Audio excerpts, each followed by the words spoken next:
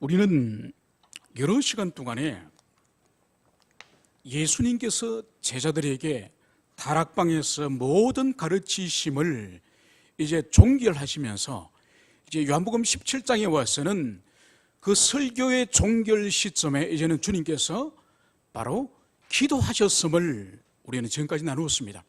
그 기도의 대상은 첫 번째로는 예수님 당신 스스로를 위해서 아버지께 먼저 기도하셨고, 두 번째로는 이제 주님께서 남겨준 이 제자들, 그래서 주님이 떠나신 이후에 두려워서 떨고 있는 이 제자들 향해서 주님께서는 기도를 하셨고, 마지막 세 번째 기도 대상이 이제 사도들에 의해서 복음 전파 사역을 통해서 장차 교회가 될 하나님의 교회로 들어올 그 영혼들을 향해서 기도하고 있음을 살펴봤습니다.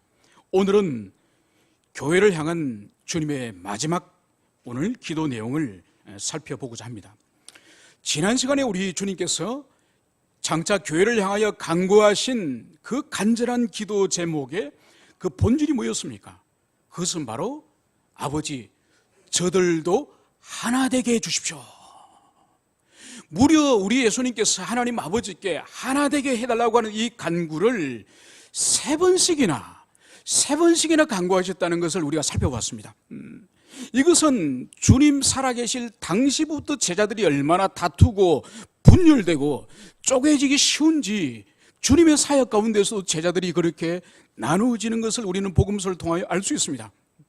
그리고 사도 바울이 사역했던 고린도 교회가 온갖 당파로 찢어지고 나누어지지 않았습니까? 그리고 베드로가 사역하는 예루살렘 교회 또한 헬라파 과부들과 유대인 예루살렘 그 본토 과부들과 나눠져서 그렇게 다투지 않으셨습니까? 그리고 2000년 교회 역사가 보여주는 것은 교회 역사는 분열의 역사였습니다. 그렇기 때문에 주님께서 하늘로 올라가시 직전에 장래 교회를 향해서 하나님, 저들이 하나가 되게 해주십시오, 이 기도를 무려 세 번씩이나 주님께서 아버지께 간절히 간구한 거죠. 여러분, 그럼에도 불구하고 여러분 지난 시간에 나누었던 것이 하나 되는 그 자체가 교회의 궁극적인 목적이라고 말씀하셨습니까? 아니죠, 그죠? 하나 되는 자체가 궁극적인 목적은 아니에요. 궁극적인 목적은 뭐냐?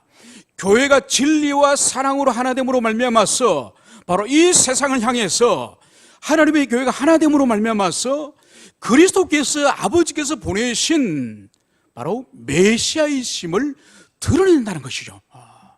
그러니까 교회가 하나됨으로 말미암아서 진리와 사랑으로 하나 될 때에 이 세상을 향해서 교회는 가장 선교적인 공동체가 된다는 것을 주님이 친히 말씀하신 거죠. 그래서 지상교회를 향해서 주님의 그 간절한 소원, 이 하나됨, 이것을 우리는 목숨처럼 그것을 붙잡아야 될 것이다. 그것을 우리가 지난주에 살펴보았습니다. 이제 오늘은 우리가 24절에서 이제 우리 주님께서 또 새로운 간구를 하는 것을 볼 수 있습니다. 우리 함께 24절을 한 목소리로 같이 읽도록 하겠습니다. 시작. 아버지여, 내게 주신 자도 나 있는 곳에 나와 함께 있어 아버지께서 창세 전부터 나를 사랑하심으로 내게 주신 나의 영광을 그들로 보게 하시기를 원하옵나이다.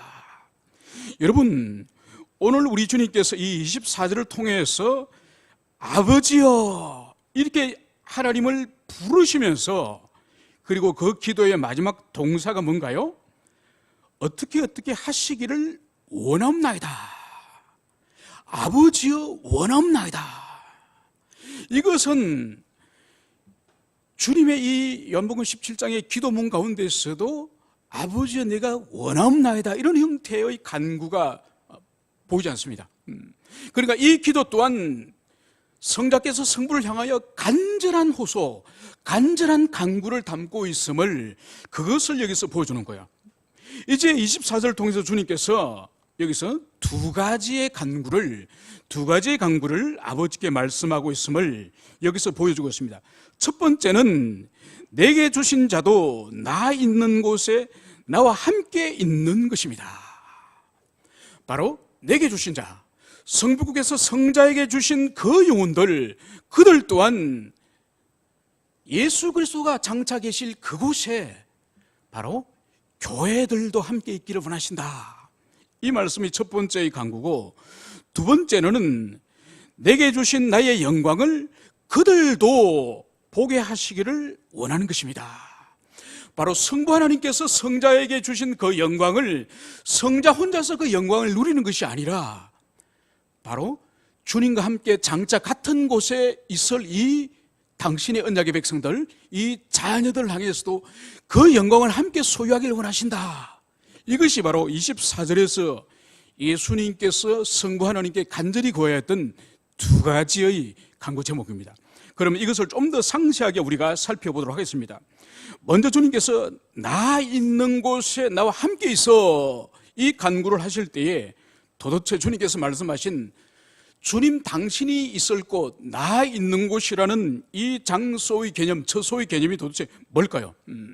이것은 주로 주님이 사역하셨던 갈릴리 지방의 제자들이 영원히 같이 있기를 소망하는 것일까요?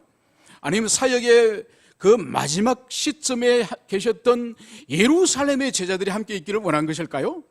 아니면 주님이 죽으시고 3일간 머무셨던 무덤에, 그 무덤의 제자들이 함께 있는 것을 원하셨을까요? 그렇지 않습니다. 우리가 이것을 예수님 하신 말씀의 원래의 원어적인 의미를 우리가 살펴볼 필요가 있습니다.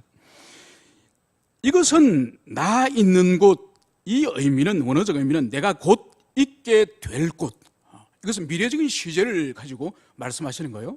내가 곧 있게 될 그 장소. 그렇기 때문에 이 의미는 그곳에 있게 될 때가 주님이 이제 임박한 그 처소를 말하는 거예요. 임박한 처소. 이것은 주님이 일찍이 말씀하셨던 17장 11절에 나는 아버지께로 가옵나니, 주님은 이제 아버지께로 장착하신다고 주님이 말씀하셨습니다.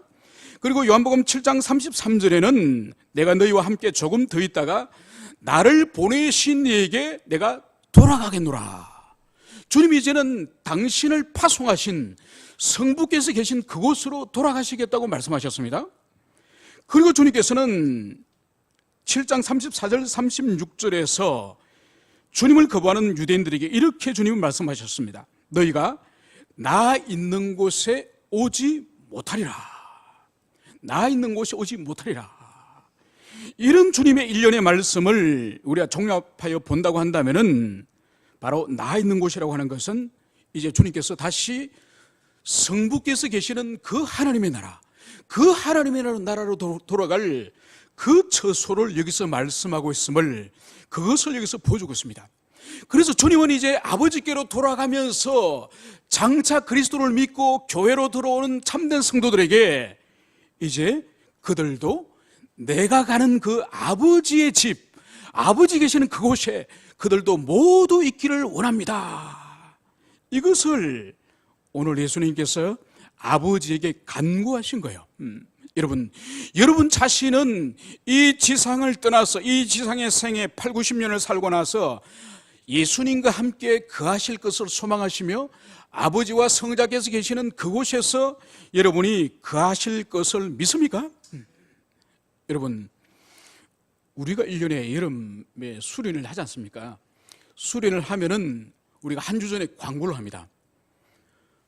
고기리에 있는 어디 기도원이나 어디 펜션에서 우리가 모이겠습니다. 그렇게 광고를 하면 어떡하죠? 우리가 여기서 함께 차를 모두 타고 떠납니까? 그렇지 않죠, 그죠? 여러분들 각자 집에서 어떤 분은 12시에 만나자 그러면 어떤 분은 11시에 출발하기도 하고, 어떤 분은 멀리 있는 분은 10시에 출발하기도 하고, 어떤 분은 가까이 있는 분은 11시 30분에 출발하기도 하고, 출발 시간들은 다 달라요.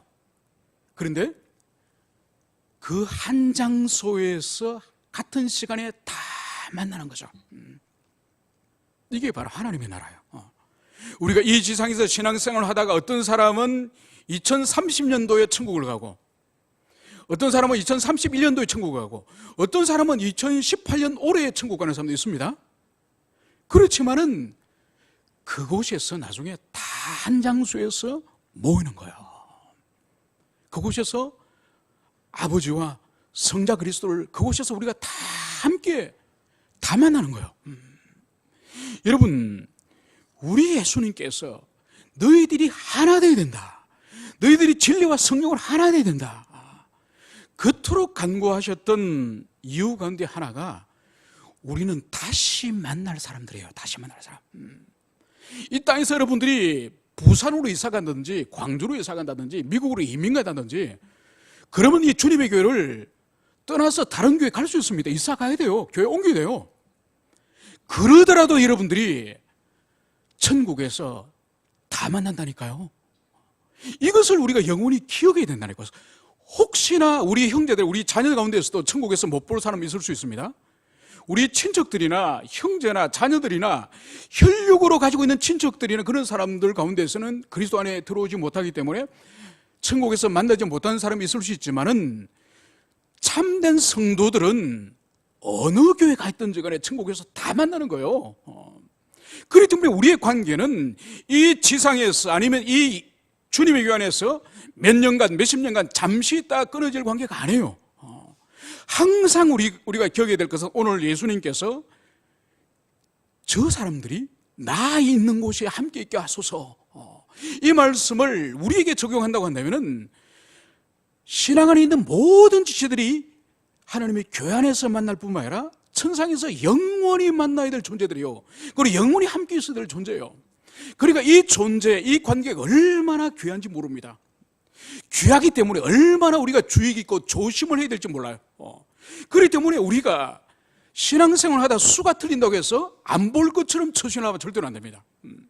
우리는 영원히 그 관계가 지속되고 영원히 만날 존재이기 때문에 수 틀리고 자기하고 생각이 다르다고 해서 손바닥 뒤집듯이 관계를 그렇게 해서는 절대로 안 되는 거예요. 그래서 주님께서 지상교회가 하나 되기를 그토록 주님께서 간구하셨음을, 그것을 여러분들이 가슴에 새기시기를 간절히 축원을 드립니다. 이제 주님께서는 아버지께서 내게 주신 나의 영광을 그들도 보게 하시기를 원합니다, 이 말씀을 주님께서 하셨습니다. 오늘 주님께서 말씀하신 이 영광이 무슨 의미일까요? 우리가 지난 시간에도 영광의 개념에 대해서 살펴봤습니다. 그러니까 요한복음 안에서는 주님이 영광이라는 이 단어를 종종 사용하시는데 이 영광이라는 개념이 한 가지 의미가 아니에요. 그 주변 문맥에 따라서 이 영광의 개념들을 해석을 달리 되는 거예요. 대표적으로 요한복음 안에서 이 영광의 개념은 두 가지 의미로 사용이 되는데, 그것은 바로 그리스도의 신성을 드러내는 주님의 신분이나 또 주님이 이 땅을 떠나셔서 다시 하늘 보좌로 올라가시는 성기와 관련해서 그런 영광의 의미로 사용됩니다. 그러나 그뿐만 아니라 주님의 십자가의 고난의 문맥에서 고난의 의미로서 또 이 영광이 사용이 되는 것이죠. 그래서 주님이 십자가에 죽으시는 그 사건을 향해서 주님 당신이 내가 영광을 얻을 때가 되었다, 십자가에 비참한 죽음의 그 시점을 영광을 얻을 때가 되었다, 이렇게 주님이 말씀을 하신 거죠. 그런데 이 본문에서 주님이 사용하신 이 영광, 즉 창세 전부터 나를 사랑하심으로 내게 주신 이 영광의 이 의미는 바로 세상의 창조도 되기 전에 성자 그리스도 예수께서 성부와의 영원한 사랑 가운데 계셨던 예수님의 그 신성, 즉 선제성, 그것을 증가하는 의미로서 영광이에요. 그러니까 고난의 문맥이 아니라 예수님의 신성을 증가하는 선제성을 가지고 있는 그런 의미로서 영광을 말씀하시는 거죠. 여러분, 우리가 익히 알다시피 예수님은 이 세상에 사람의 몸으로 태어나기 전에, 그분은 세상을 창조하시기 전에 영원 전부터 성부 하나님과 영광 가운데 계셨던 그분이에요. 그분이 하늘 영광을 버리시고 하늘 보좌를 버리시고 이 땅에 사람의 몸을 입으시고 33년 동안 주님께서는 율법 아래 태어나시고 율법에 복종하시고 비참한 죄인의 모습으로 이 땅에 사시다가 그분은 이제 하나님의 시간이 되어서 다시 하늘로 올라가실 그때가 되신 거예요. 그러므로 말미암아서 우리가 알 수 있는 것은 오늘 주님이 이 취하실 이 영광은 천상의 보좌 위에 앉으시는 그 주님의 신성을 드러내는 그 영광을 말씀하시는 거예요. 그런데 오늘 주님께서는 바로 그 영광을 그들로 보게 하시기를 원합니다. 이 천상으로 올라가셔서 그 영광을 다시 취하실 이 주님의 영광을 이제는 주님 홀로 취하시고 주님 홀로 그 영광을 누리시는 것이 아니라 이제 천국으로 들어오게 될 바로 주님의 자녀들, 언약의 백성들인 우리를 향해서도 그 영광을 함께 나누어 가지시기를, 그 영광을 그들도 소유할 수 있도록 그것을 아버지께 간구하셨음을 여기서 보여주고 있습니다. 여러분, 그러니까 주님께서 이 지상에 있는 성도들이 주님의 복음을 위해서, 주님의 나라를 위해서, 주님의 교회를 위해서, 성도들을 위해서, 지체를 위해서 이 헌신하고 이 수고한 이 지상에서 이 수고를 바로 지상의 어떤 물질이나 어떤 명예나 어떤 지위로서 보상하는 것이 아니라 이 천상의 영광을 통하여서 보상을 해주는 거죠. 그렇기 때문에 우리의 신분이 이 지상에서는 우리가 보잘것없고 유명한 자가 아니고 사람들에게 유력한 자가 아니지만은 하나님 나라에서는 바로 이 영광을 우리들에게 덧입혀 주시겠다, 이 약속을 오늘 우리 주님께서는 아버지께 간절히 기도하고 있는 것을 볼 수 있습니다. 그러므로 여러분 한 사람 한 사람이, 우리 지체들 한 분 한 분이 장차 얼마나 존귀한 존재가 될 것인지, 얼마나 주님의 사랑을 받을 존재인지 그것을 우리는 기억해야 되는 거야. 그렇기 때문에 하나님의 교회 안에서는 그 사람의 어떤 사회적인 신분이나 그 사람의 연봉이나 그 사람의 어떤 학력이나 그 사람의 외모를 가지고 판단하는 것이 아니에요. 바로 장차 하나님의 영광을 덧입을 존귀한 존재임을 한 사람 한 사람을 그렇게 인정을 해야 되는 것이죠. 그래서 심지어 그 사람이 장애인이라 할지라도, 그 사람이 식물인간에 대해서 드러누워 있다 할지라도 그 사람은 존귀한 사람이에요. 장차 하나님 나라에서 하나님이 덧입게 해주실 그 영광을 소유할 사람이기 때문에 우리는 모든 성도를 지상에서 가지고 있는 그 사람의 지위나 자원을 가지고 판단하는 것이 아니라 장차 천상에서 누릴 영광의 관점으로 그 성도들 한 사람 한 사람을 존귀하게 여기게 될 것임을, 그것을 여러분들이 기억을 하시기를 축원합니다.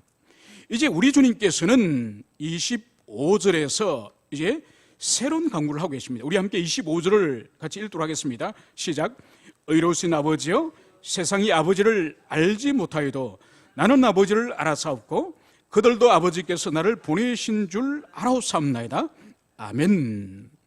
여러분, 이 한 구절 안에 우리 예수님께서 알았다라고 하는 이 말씀, 알다라고 하는 이 동사를 또 무려 3번씩이나 사용을 하고 있습니다.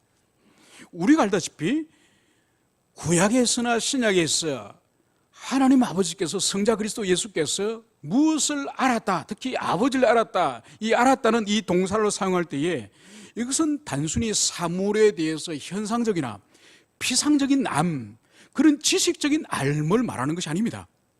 이 알은 배움을 기초로, 배움을 출발로 하여서 바로 경험과 그 본질과의 관계성 가운데에 알게 되는 그 본질의 알을 말하는 거예요. 그러니까 이 알은 반드시 인격적인 교통, 인격적인 사귐을 전제로 하는 그런 알인 것이죠. 그래서 주님께서도 요한복음 17장 3절에서 바로 영생을 어떻게 주님께서 정의하셨습니까? 영생은 참 하나님과 그의 보내신 자 그리스도 예수를 아는 것이다.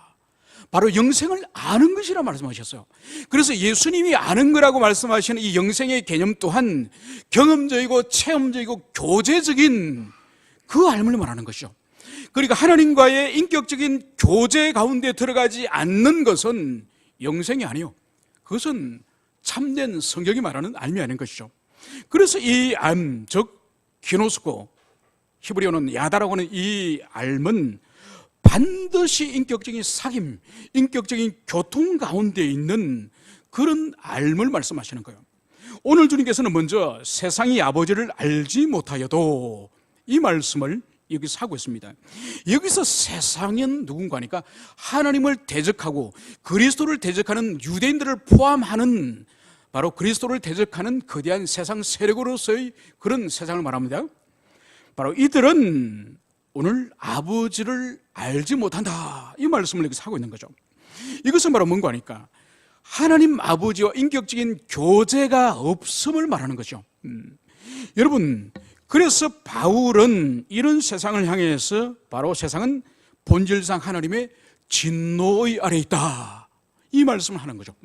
본디 하나님의 진노의 아래에 있는 세상을 그렇게 말씀을 하시는 것이죠. 그리고 주님께서는 더 나아가서 이 세상은 주님에 대한 참된 지식이 없음을 그것을 말씀을 합니다. 그러면서 이제 주님 당신은 아버지를 알아사옵고, 바로 주님은 영원 전부터 이 세상에 내려오셔서 비로소 기도하심으로 하나님과 교제하시고 비로소 아버지와 교통하시는 것이 아니라 영원 전 이 세상을 만드시기도 전에, 바로 모든 만물이 존재하기 이전 영원 전 이미 주님께서는 아버지와 천상에서 이미 교제하셨음을, 그리고 이 지상에 사람으로 오셨어도 주님께서는 교제하시고 이제는 다시 보좌로 올라가셨어도 영원 가운데 교제하시는 그런 관계이심을, 그것을 주님께서는 말씀하셨습니다. 이제 주님께서는 마지막으로 이제 이 땅에 있는 교회들을 향해서 또한 기도를 하십니다. 그들도 아버지께서 나를 보내신 줄을 알아서옵나이다. 바로 여기서 말하고 있는 이 그들은 장차 그리스도 예수의 복음을 듣고 교회로 들어올 성도들을 말하는 것이죠. 그렇다고 한다면은 여기 알아사옵나이다. 여러분, 그들은 장차 교회가 될 사람들이요, 그러니까 미래적으로 교회 속으로 들어올 그리스도인들을 말하는 거예요. 그런데 여기서 동사를 보십시오. 알아사옵나이다.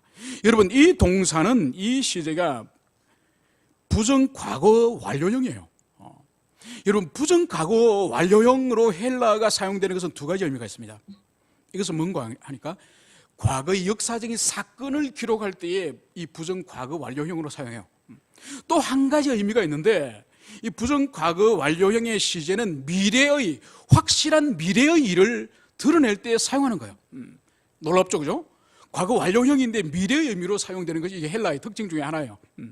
그렇다고 한다면은 그들은 미래의 교회될, 미래의 그리스도 안으로 들어올 그 사람들을 말하는 거예요. 그렇다고 한다면은 이 의미를 어떻게 해석을 해야 되겠습니까? 그것은 바로 주님의 십자가와 부활, 그리고 성령 강림을 통해서 미래에 확실히 이들이 바로 하나님 아버지를 알게 될 것입니다. 이렇게 해석을 해야 되는 거예요. 여러분, 이것은 뭔고 하니까 하나님의 교회 안으로 그리스도 연합되는 이 관계성으로 들어오는 것은 바로 단순한 성경이나 신학적인 지식으로서 그리스도 속으로 들어오는 것이 아님을 보여주는 거예요. 그러면 어떻게 그리스도 속으로 하나님의 단순한 말씀이나 신학 지식이 아니라 어떻게 그러면 그리스도 속으로 들어와서 하나님에 관해서 알게 될 것인가, 그리스도에 관해서 알게 될 것인가, 이것을 우리가 살펴볼 필요가 있으니, 그것은 바로 하나님의 말씀을 사용하여서 성령 하나님을 통해서 바로 우리가 주님의 성품을, 주님 자신을 인격적으로 경험할 때에 우리가 그리스도 속으로 들어가는 것이에요. 여러분, 이것을 우리는 신학적으로 회심이라 부릅니다. 그죠? 회심. 그래서 이 회심의 역사를 통해서 지금까지 알지 못하였던 하나님에 관한 성품에 관해서, 하나님의 지식에 관해서 비로소 최초로 깨닫는 것이에요. 그래서 대표적으로는 바로 죄에 대하여서, 하나님을 향한 사랑에 대하여서, 또 하나님을 향한 영광에 대해서 우리 인격과 내면 속에 전혀 없던 새로운 감각을 깨닫고 그것을 소유하는 것을 회심이라고 부르는 거예요. 그럼 우리 회심을 경험하지 않은 사람은 엄밀히 말해서 거듭나지 않은, 중생하지 않은 사람이에요. 이런 사람은 천국에 들어갈 수가 없습니다. 여러분, 이 회심의 문제는 두려운 문제고 매우 중요한 기독교 신앙의 본질의 문제예요. 교회를 10년, 20년은 달리고 자신이 장로고 목사고 아무 소용없습니다. 그리스도 예수를 통해서 하나님을 인격적으로 경험하여서 그 내면 가운데에 회심의 역사를 경험하지 않으면 교회 생활을 50년 하고 장로고 목사고 헌금을 지금까지 10억을 하고 아무 소용없습니다. 천국으로 들어가는 것은 오직 거듭남을 통해서 회심을 경험한 자들에게 하나님이 주시는 선물이지, 그렇지 않는 자들에게는 아무런 의미가 없는 거예요. 여러분, 그래서 우리 내면 가운데에 성령께서 우리 가운데 새 생명을 심지 않습니까? 그죠? 새 생명을 심으면 우리 속에 없는 본성이 생겨나는 거예요. 그 본성이 바로 죄에 대한 각성과 사랑에 대한 각성과 영광에 대한 각성이에요. 지금까지 자신이 그럴듯한 사람이라 생각했어요. 참다운 신자고 괜찮은 성도라 생각했어요. 그런데 하나님의 영광 앞에, 하나님 앞에 설 때에 자신의 죄가 얼마나 더럽고 추악한지 죄인 중에 괴수가 바로 자신이라는 경험을 하는 거예요. 이것이 죄에 대한 각성이고, 그리고 그 자신을 향해서 예수님이 대신 죽으시고 우리를 구원하신 그 주님을 생각할 때에 그분을 향한 사랑이 불같이 일어나는 거예요. 예전에 하나님에 대해서, 그리스도에 대해서 사랑이라는 걸 몰랐습니다. 그냥 교회 다녔던 거예요. 그런데 자신의 죄를 깨닫고 그 죄를 위해서 예수님이 십자가에 비참하게 죽으셨다고 하는 그 사실을 깨닫고 나니까 그 주님을 향한 사랑이 불같이 일어나는 거예요. 그래서 그 하나님을 사랑하게 되고 예수님을 사랑하게 되고 그 하나님과 관계되는 모든 것들을 사랑하는 거예요. 그래서 교회 지체들도 사랑하고 구역장님도 사랑하게 되고 교회를 사랑하는 교회에 청소하는 것도 사랑하게 되고 교회 모든 기구들과 교회에 사용되는 도구들도 하나하나 다 정이 가고 사랑하게 되고, 여러분, 그렇게 되니 마지막에 영광의 감각이 달라지는 거예요.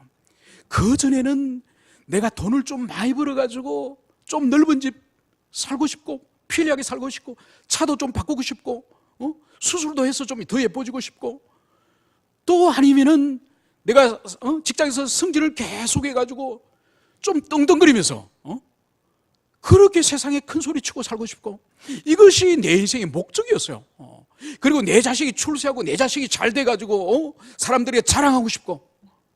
그런데 주님을 깊이 만나고 나니까 이것은 더러운 누드교 같은 거예요. 너무 추잡한 거예요. 그러면서 내 인생의 궁극적인 이 영광, 내가 추구해야 될 영광은 바로 하나님과 하나님의 나라를 위해서 내 인생을 바쳐드리는 거다. 그 목적을 가지고 내가 할 수 있는 대로 작은 일이라도 주님을 위해서, 예전엔 나를 위해서 내 출처와 내 가정과 내 자녀를 위해서 살았지만 하나님 나라와 그분의 영광을 위해서 살게 되는 우리 인생 궁극적인 목적 자체가 바뀌는 거예요. 이것이 바로 회심했다는 결정적인 증거예요. 여러분, 사람에 따라 물론 이 영혼의 상태에 따라서 이 정도도 다릅니다. 깊이 주님을 만나고 그분을 순결한 마음으로 사랑하는 자들에게는 주님을 향하여 살고 싶은 마음이 충만히 있지만은 또 죄짓고 마음대로 우리가 살고 그렇게 방탕하게 살면은 영광은 없는 듯이 사라지게 되는 것이 바로 그것이에요. 그럼에도 불구하고 이 회심한 자에게는 새롭게 심겨진 이 본성은 반드시 있습니다.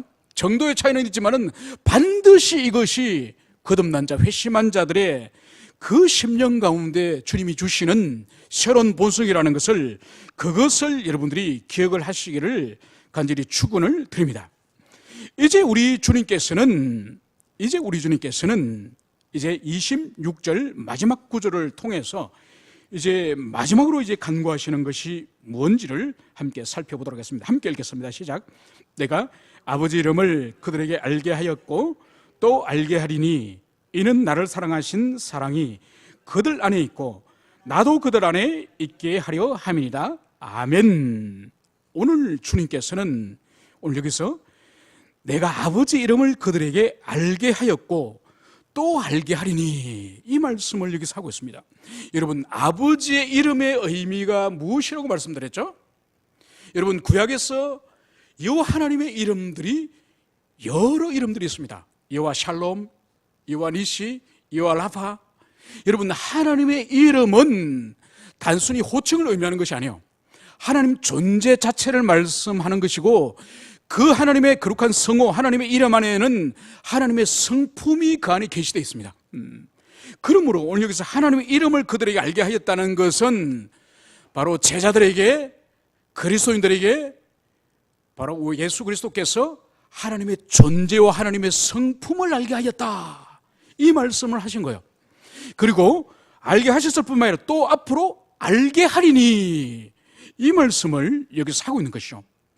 여러분, 주님께서는 당신의 지상의 사역, 즉 말씀 사역, 가르치는 말씀 사역과 또 드러내신 표적 사역을 통해서 바로 제자들에게 또 이 땅의 성도들에게 하나님이 어떤 분이신지, 그분이 성품이 어떤 분이신지를 그것을 드러내셨습니다.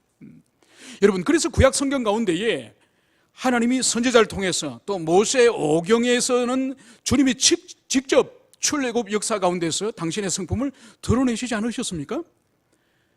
굶주려 죽어가고 있는 영혼들에게 하늘문을 여시고 만나를 풍족히 고기를 먹고 싶어하는 영혼들 향해서 바로 그 메추라기를 물리도록 질리도록 주님께서 주셨습니다. 목이 마른 자를 향해서 주님께서 반석을 깨뜨려서 그곳에 생수를 공급해 주셨습니다.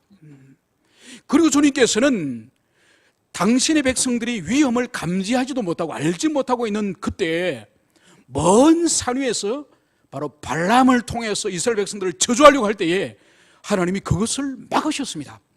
그래서 당신의 자녀들이 잠을 자거나 깨닫지 못하거나 인식하지 못하고 있을 때도 당신의 백성들을 철저하게 지키시고 돌보시고 막으시는 그런 하나님이세요. 그런 자비 하나님이세요. 그럼에도 불구하고 하나님의 성품은 또한 어떻게 드러내 보셨습니까? 하나님은 자비의 사랑의 하나님일 뿐만 아니라 하나님은 공의의 하나님이셔. 그래서 범죄한 언약의 백성, 언약을 깨뜨린 백성을 향해서 하나님은 준엄한 심판과 준엄한 징계를 하시는 분이에요.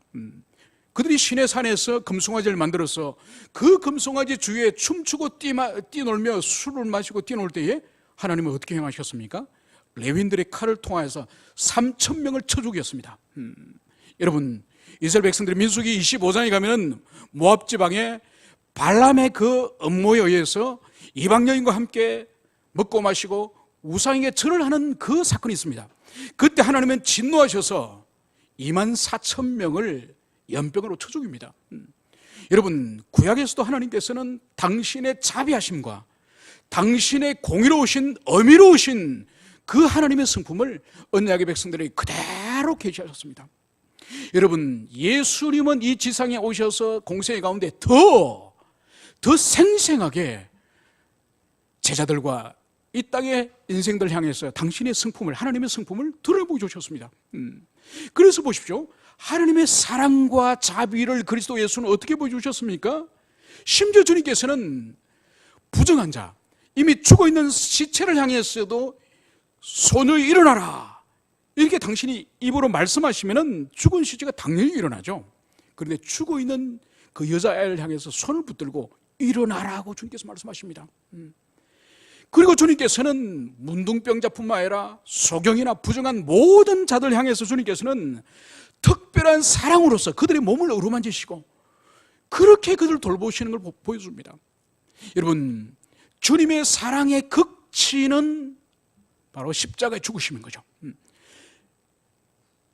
구약에서 민수기 25장에서는 바로 하나님의 그 앞에서 죄를 범한 이스라엘 백성들 향해서 특히 비느하스라고 하는 제사장이 있습니다. 그 비느하스가 이스라엘 백성 가운데 한 족장이 이방인 여인과 간음을 하는 현장을 창으로 찔러 죽입니다. 창으로 찔러 죽여서 하나님의 심판을 멈추게 하는 거죠. 그러니까 제사장이 창을 찔러 죽임으로써 하나님의 징계와 심판을 멈추게 하는 것처럼, 그러나 신약의 그리스도 예수는 하나님의 사랑을 전혀 다른 방식으로 보여주십니다. 비나스는 창을 찔러 죽임으로 하나님의 진노를 멈추겠다고 한다면, 그리스도 예수 당신은 당신 몸의 창에 찔림으로, 당신이 찔림으로 구약의 제사장들이 행하지 못했던 완전한 사랑을, 완전한 자비를 보여주는 거예요. 그리고 하나님께서 언약의 백성들에게 진노하셔서 징계와 심판을 행하셨던 구약의 그 이와 하나님, 그 하나님의 진노를 예수 그리스도는 어떻게 보여주셨습니까? 당신이 찢기시고 당신이 피 흘리시고 당신이 죽으심으로 이와 하나님의 진노를 당신 한 몸에 받으심으로 하나님의 공의를 다른 어떤 재물이 아니라 당신 자신의 몸을 재물로 삼으셔서 하나님의 진노가 얼마나 크신지, 심지어 성부께서 성자도 찢어서 피 흘려 죽게 하시는 그런 하나님의 진노하시는 하나님이라는 것을 당신의 몸을 통하여서 주님께서는 하나님의 성품을 보여주셨습니다. 그러므로 주님께서는 내가 아버지 이름을 그들에게 알게 하였고, 지상에서 제자들에게 알게 하셨습니다. 그런데 또 앞으로 알게 하리니, 이 말씀은 바로 성령께서 오셔서 제자들의 불완전한 하나님을 불완전한 계시에 대한 이해를 성령께서 그분께서 이제 또다시 제자들에게 온전한 계시의 지식을 성령의 역사를 통해서 이제 계시의 완성을 이제는 사도들에게 주시고, 오고는 교회 시대 우리들에게 이제 성령께서 우리들에게 온전한 지식을 주실 것을, 그것을 오늘 예수님께서 아버지께 기도하고 있음을, 그것을 여기서 볼 수 있습니다. 두 번째 오늘 주님께서 강구하시는 것이 바로 뭐죠? 나를 사랑하신 사랑이 그들 안에 있고, 바로 영원전부터 성부께서 성자를 향하셨던 그 사랑, 그 완전한 그 까리따스의 그 사랑이 바로 그리스도인의 우리들의 마음 안에도 그 사랑이 있기를 주님께서는 기도하시는 거예요. 여러분, 궁극적으로 우리가 이 땅에서 하나님을 사랑하고, 또 연약한 지체를 서로 사랑하고, 주님의 몸된 교회를 향해서 우리가 헌신하고, 또 사역을 위해서 우리가 헌신할 수 있는 궁극적인 힘이 뭘까요? 힘은 하나님의 은혜예요. 그 은혜의 본질이 뭘까요? 하나님의 사랑이에요. 그러니까 우리가 하나님의 사랑을, 하나님이 우리에게 부어주시는 그 선행적인 사랑을 우리가 먼저 경험할 때에, 그 사랑을 우리가 가지고 있을 때 다른 사람을 향해서 다른 사역을 헌신할 수 있는 거예요. 여러분, 예수님이 아버지께로부터 받았던 그 사랑을 우리에게 부어주는 그 일이 없이는, 그래서 우리 속에 하나님의 사랑으로서 우리 속에 충만하지 않고는 절대로 하나님이 바라는 사랑에 헌신 못합니다. 물론 일시적으로는 주님을 향한 사랑이 없으면서 주님이 부어주신 까르따 사랑이 다 우리가 불순종과 죄로 인하여서 소진되어 버리고 바닥이 나버리지만은 우리가 구역장 섬길 수 있습니다. 성가대 할 수 있습니다. 목사 설교할 수 있습니다. 까리타스 사랑 없어도 할 수 있다니까요. 할 수 있습니다. 그러나 지속적으로 계속적으로 할 수 없습니다. 우리가 바닥이 나고 번아웃이 되면은 반드시 그 사람이 쓰러질 때가 있고, 넘어질 때가 있고, 내면 속에서 패역함이 드러날 때가 있는 거예요. 여러분, 어떤 사람이 신앙에서 미끄러져 가지고 완전히 다른 사람인 것처럼 돌변하고 죄 가운데 깊이 떨어지는 사람들이 있죠, 그죠? 하루아침에 그렇게 되는 것이 아니에요. 하나님과 관계가 단절되고 하나님의 그 사랑이 심령 가운데 부어지는 것이 멈춰버리고, 일시적으로는 사역할 수 있다니까요. 일시적으로는 사역하지만은 모든 것이 고갈되고, 이제 의무적으로 형식적으로 하던 그것도 이제는 더 이상 할 수 없게 되면은 드디어 그 사람이 본성이 드러나는 거야. 여러분, 우리 본성은요, 거룩한 본성이 아니에요. 우리는 그리스도의 피로서 더딥혀진, 피로 덮어진 그런, 우리는 칭의로서의 그런 주님의 새로운 성품을 가지고 있는 것이지, 우리의 밑바닥을 파고 들어가 보면은 우리 더럽고 사악하고 하나님을 대적하고 이웃을 미워하는 그런 사악한 존재가 우리예요. 그런데 하나님의 은혜와 하나님의 사랑이 모두 다 거두어져 버리고 모두 다 그것이 철수돼 버리면 결국은 사악한 본성이 드러나는 것이죠. 그러므로 오늘 우리 주님께서 하시는 이 간구의 기도 제목이 바로 뭔가요? 우리들 안에, 교회된 성도들 안에 당신께서, 아버지께서 받은 그 사랑이, 저희들 속에 그 사랑이 있기 원합니다. 이것이 우리 주님의 간구예요. 그리고 또 마지막 하나의 간구가 바로 뭔가요? 저들 안에, 바로 우리 안에 주님 당신도 계시기를 원합니다. 결국은 여러분, 우리 안에 주님이 계신다는 의미는 우리 안에 주님의 사랑이 가는 거예요. 우리 안에 주님의 사랑이 간다는 것은 바로 주님 당신이 계속적으로 역사하시면서 계속적으로 우리를 다스리고 우리를 주관하심을 말씀하시는 거예요. 여러분, 이것이 주님이 이 지상을 떠나기 전에 하나님 아버지께 교회를 향해서 마지막으로 간구하였던 것이 바로 이것이에요. 그래서 저희들이 하나가 되어서, 하나가 됨을 통하여서 이 세상에 그리스도께서 하나님 보내신 메시아라는 것을 세상 가운데 알게 해주십시오. 그리고 두 번째로는, 하나님, 저들 속에 아버지께서 내게 주신 그 사랑이 저들 속에 늘 충만히 있어서 이웃을 사랑하고 하나님을 사랑하고 또 주님의 교회와 주님의 나라를 위한 봉사와 헌신을 즐거운 마음으로 기꺼이 할 수 있는 그 사랑을 공급해 주십시오. 그리고 저들 속에 항상 제가 머물러서 항상 제가 저희들을 다스리고 저희들을 통치할 수 있는 그런 저희들의 심령이 되게 해 주십시오.